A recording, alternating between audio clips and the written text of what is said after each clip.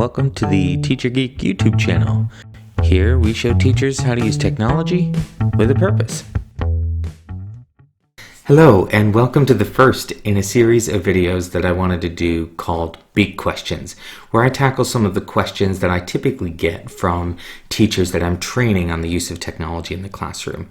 And one of the first ones I wanted to tackle was the questions I get from teachers who are nervous about using technology in the classroom because they're not particularly comfortable with technology, or they're just worried that what are they going to do if it all goes wrong or something goes wrong.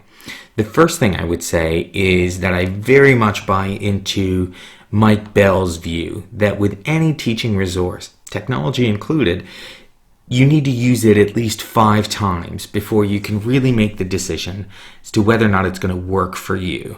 You need to get past those times where you're a little nervous about using it, or you maybe just make some assumptions or some little mistakes along the way. And I think that's true for almost any resource. So 5 times before you can really make a decision about how useful it is or whether it really fits with your practice. And 25 times before it's embedded in your practice, before it's something you can do secondhand and quite naturally, or second nature and quite naturally.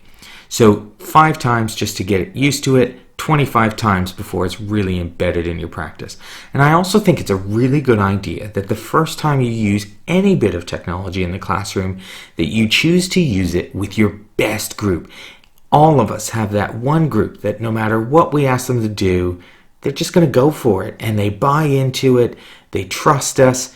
Even if it goes wrong, they're just up for a bit of fun. So start with the group that you trust the most, that if it does go wrong, they'll be with you.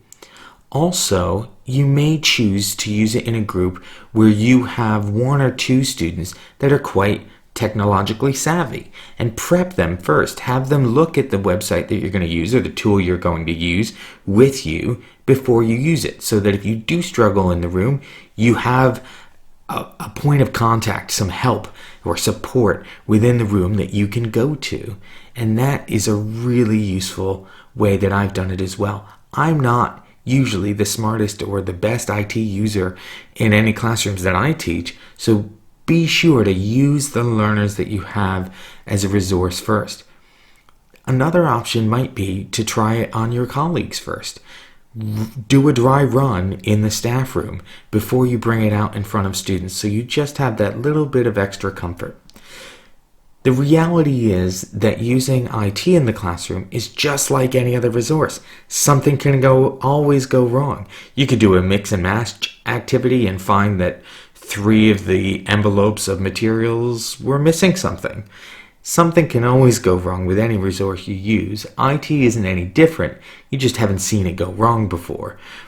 If you're using things like student response systems or AFL websites, assessment for learning websites like Kahoot or Quiziz or Socrative, and you're relying on learners' devices, make sure you've done a bit of an assessment of which learners have which phones or computers or iPads before you do the run of the tool. So you know in advance, who am I going to have to pair up with somebody else?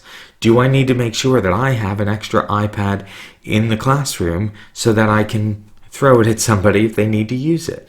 Or do you need to book a computer room and do the quiz in there if the students aren't allowed to have mobile devices? It's just pre-planning some of those little things that might come up. Don't assume that all of your students have a mobile phone. They won't. Most of them will, but there's still something called a digital divide where some people don't have access to that level of technology that others do. So don't just assume. Once you get over some of those hurdles, use it a few times, you'll find it much easier. So that's our first big question, right? I hope there are a few useful ideas in there for you, some suggestions, some things to maybe just calm your nerves a little. If you're not sure about using something, well, watch my training videos a couple of times so that when you go into the classroom, you know what you're doing. Don't be afraid to give it a try. We've all done something in a lesson that's gone wrong.